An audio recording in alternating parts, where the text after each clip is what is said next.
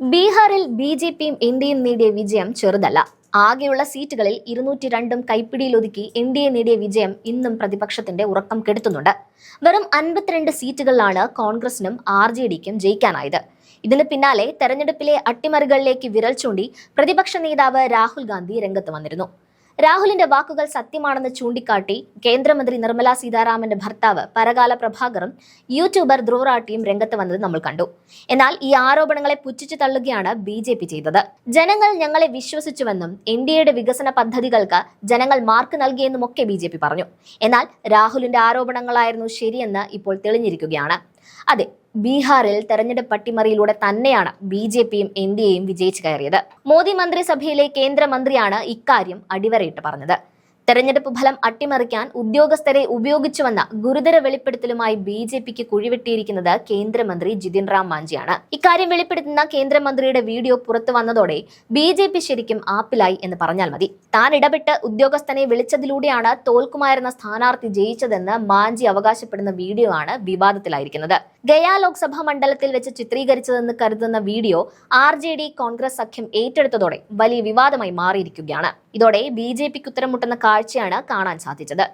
വീഡിയോയിൽ കേന്ദ്രമന്ത്രി നടത്തുന്ന വെളിപ്പെടുത്തലുകൾ ഇങ്ങനെയാണ്. പ്രാദേശിക ഭാഷയായ മഗാഹിയിലാണ് മാഞ്ചി വീഡിയോയിൽ സംസാരിക്കുന്നത്. നിയമസഭാ തെരഞ്ഞെടുപ്പിൽ ടിക്കാരി മണ്ഡലത്തിൽ മത്സരിച്ച തന്റെ പാർട്ടി സ്ഥാനാർത്ഥി അനിൽകുമാറിനെ കുറിച്ചാണ് പരാമർശം. വോട്ടെണ്ണൽ നടക്കുമ്പോൾ സ്ഥാനാർത്ഥി 2700 വോട്ടുകൾക്ക് പിന്നിലായിരുന്നുവെന്നാണ് കേന്ദ്രമന്ത്രി പറയുന്നത്.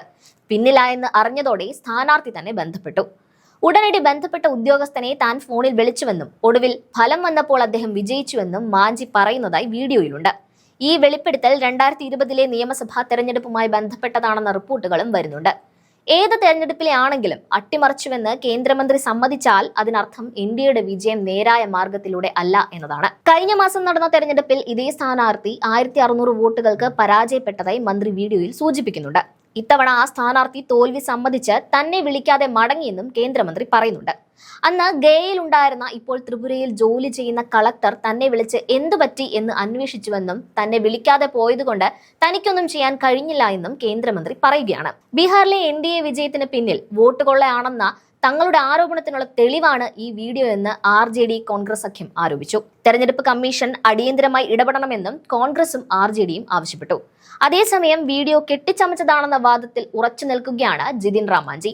നിർമ്മിത ബുദ്ധി ഉപയോഗിച്ച് എഡിറ്റ് ചെയ്ത് തയ്യാറാക്കിയ വ്യാജ വീഡിയോ ആണിതെന്നും തന്നെയും മുന്നണിയെയും അപകീർത്തിപ്പെടുത്താനുള്ള ഗൂഢാലോചനയാണിതെന്നും പറഞ്ഞ് കേന്ദ്രമന്ത്രി തടിതപ്പാൻ ശ്രമിക്കുന്നുണ്ട്. എന്നാൽ വീഡിയോയുടെ ആധികാരികത തെളിയിക്കാൻ കോൺഗ്രസ് വെല്ലുവിളിക്കുമ്പോൾ കേന്ദ്രമന്ത്രിക്ക് മറുപടി ഇല്ല എന്നതും ശ്രദ്ധേയമാണ്. സിറ്റിംഗ് സീറ്റുകൾ 60%-ലധികവും ബി.ജെ.പിക്കും ജെ.ഡി.യുവിനും മുന്നിൽ അടിയറവ് വെച്ചാണ് ഇന്ത്യ സഖ്യം വീണത്. അതേസമയം ബീഹാറിൽ നടന്നത് വലിയ ക്രമക്കേടാണെന്ന് ആരോപിച്ച് ഒരു കൂട്ടം ഹർജികളാണ് സുപ്രീം കോടതിയിൽ എത്തി നിൽക്കുന്നത്. ഈ ഹർജി കോടതി ഇതുവരെ തള്ളിയിട്ടില്ല. ഇത് ഫയലിൽ സ്വീകരിക്കാൻ സുപ്രീം കോടതി തീരുമാനിച്ചാൽ അതിന്മേൽ സമഗ്രമായ അന്വേഷണം നടക്കുമെന്ന കാര്യം ഉറപ്പിക്കാം. അതിന് തെളിവായി കേന്ദ്രമന്ത്രിയുടെ ഈ പ്രസ്താവനയും ഉൾപ്പെടുത്തണമെന്ന് പ്രതിപക്ഷം പറയുന്നുണ്ട്. ശതമാന കണക്കല്ലാതെ എത്ര പേർ വോട്ട് ചെയ്തെന്ന് കമ്മീഷൻ വ്യക്തമാക്കിയിട്ടില്ല. എത്ര പേർ വോട്ട് ചെയ്തെന്ന് പറയാൻ എന്തുകൊണ്ട് കമ്മീഷന് സാധിക്കുന്നില്ലെന്നും ഈ വോട്ടിനൊന്നും കണക്കില്ലേ എന്നുമാണ് ഹർജിയിൽ ചോദിക്കുന്നത്. തികച്ചും ന്യായമായ ചോദ്യമാണത്.